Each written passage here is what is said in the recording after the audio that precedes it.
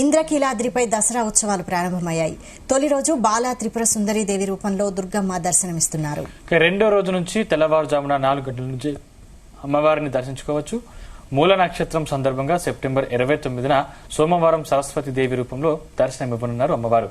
ఆ రోజున దుర్గమ్మను సీఎం చంద్రబాబు మధ్యాహ్నం 3 గంటల 30 నిమిషాల నుంచి 4 గంటల 30 నిమిషాల వరకు దర్శించుకుంటారు.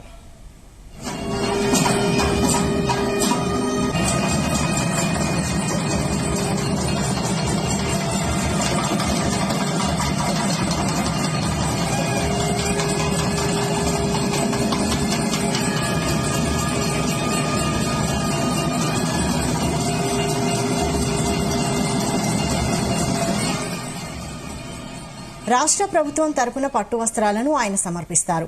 సెప్టెంబర్ 22 నుంచి అక్టోబర్ 2 వరకు ఈ వేడుకలు కొనసాగనున్నాయి. 11 రోజుల్లో 11 రూపాల్లో దుర్గమ్మ దర్శనమివ్వనున్నారు. అమ్మవారిని దర్శించుకునేందుకు భారీగా భక్తులు తరలివస్తున్నారు.